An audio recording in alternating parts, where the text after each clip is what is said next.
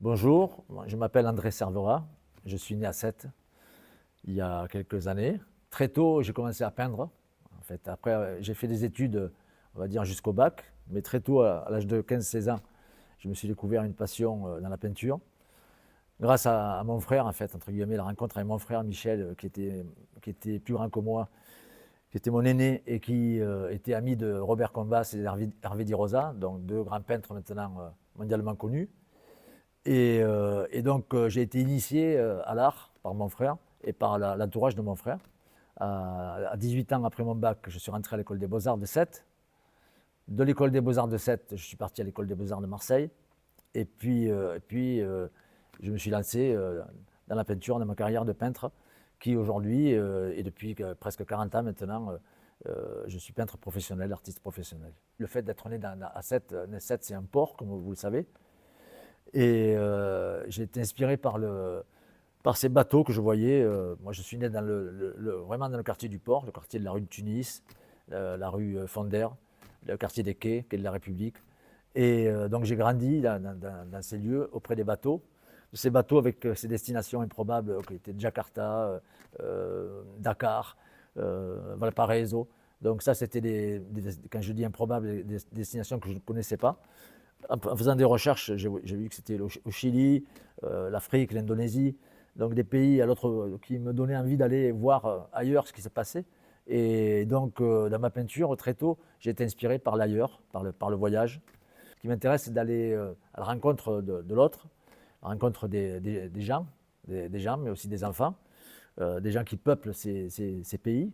Et ce qui m'intéresse, c'est d'aller voir comment, dans ces pays, on interprète le monde, comment les peintres racontent le monde qui les entoure, les architectures, les temples, les églises, les mosquées. Tout ça, ça nourrit mon travail.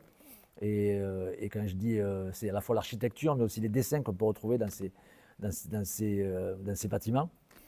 Et donc tout ça, moi, je le collecte, c'est-à-dire que je le collectionne presque, je dirais plutôt comme un collectionneur. Je le ramasse, je fais des petits dessins qui témoignent de ces choses que j'ai vues. Des fois, je fais des photos, parfois je fais des photos qui sont des détails en fait, des détails, un pas de porte, une poignée, un vitrail, voilà, qui après, à mon retour de voyage, tout ça, toute cette matière, que j'appelle de la matière, donc tous ces éléments, vont nourrir mon travail. Moi, je me suis très inspiré par les contes. Alors, quand je parle de contes, ça peut être Le Petit Poucet, ça peut être les fables de La Fontaine. Mais alors, ce qui m'intéresse, c'est de connaître aussi, de découvrir des fables qui sont spécifiques, c'est-à-dire qu'on le trouve uniquement dans le pays. Voilà, des histoires de sorciers, des histoires de merveilleuses avec des fées, voilà, ou alors des histoires de la vie de tous les jours, voilà, qui vont nourrir mon travail. Voilà, ce qui m'intéresse, c'est la mémoire visuelle, c'est l'image qui est imprimée à moi et qui va ressortir 3 mois, 4 mois, 6 mois plus tard, ou des fois des années plus tard. Et, et que après, c'est ça qui va m'inspirer. Je vais utiliser cette image, ces descriptions, pour réaliser une peinture.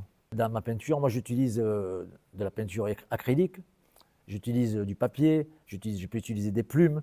Vous verrez dans ma prochaine expo où j'utilise des plumes, j'utilise du carton, du papier craft, j'utilise de la craie, j'utilise des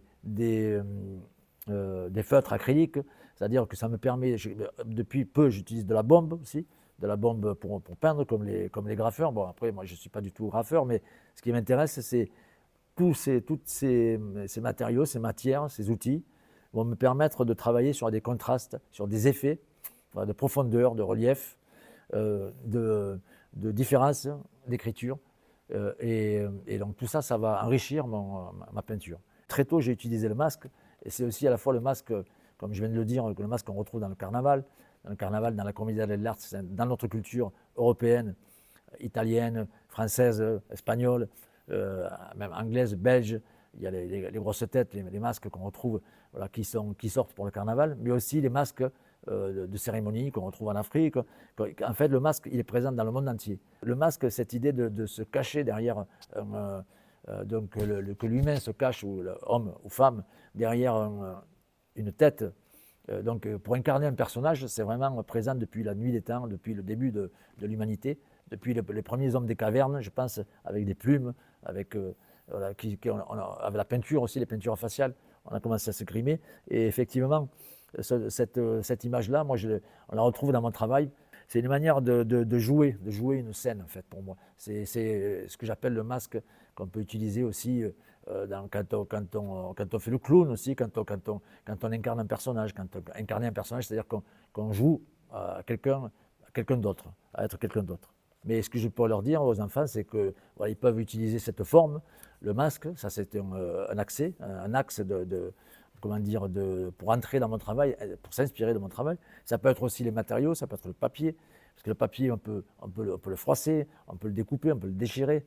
Donc il y a plusieurs manières d'utiliser le papier. Donc le collage, quand je dis le papier, il peut y avoir des œuvres qui peuvent être uniquement faites de collage. Bon, vous verrez au musée Paul Valéry, donc, où je travaille beaucoup le tissu. Voilà, ça, le tissu, ça fait des années que j'utilise le tissu, mais là, dans cette exposition, il va y avoir un travail nouveau, sachant que bon, les toiles qui vont être présentées sont que des nouvelles toiles. Et donc, voilà, donc là, ça va être un axe d'entrée, à mon avis, important, parce que le tissu, ça peut être du collage, ça peut être du découpage aussi, ça peut être cousu, ça peut être collé. Et donc, ça peut être un relief, ça peut être un creux, presque. On peut travailler avec des réserves, avec des vides et des pleins. Dans le travail que je vais présenter, il va y avoir une partie que j'appelle fiction de set, entre guillemets. Donc, c'est tout autour de la mémoire. Donc, comment moi j'ai pu vivre dans cette ville, ce port, et ce rapport à des images qui ont disparu et dont je me souviens. Et donc, ça peut être une entrée aussi. Et donc, voilà, par exemple, travailler sur leur propre mémoire de l'enfance et sur leurs origines, les histoires de leurs parents, les histoires qu'eux, ils ont vécu avec leurs parents, avec leur petite sœur ou leur grand frère. Voilà, tout ça, c'est une matière intéressante, à mon avis, et qui va pouvoir donner des choses vraiment originales et particulières. En juin, je serai ravi de voir tout ce qu'ils vont nous proposer. J'ai hâte même. Mais qu'ils prennent leur temps, parce que c'est important de prendre son temps pour travailler, pour mûrir un projet. Mûrir, c'est-à-dire sentir qu'on est prêt et faire, je pense, un travail qui soit abouti, qui soit fini, et donc qu'ils soient fiers et contents.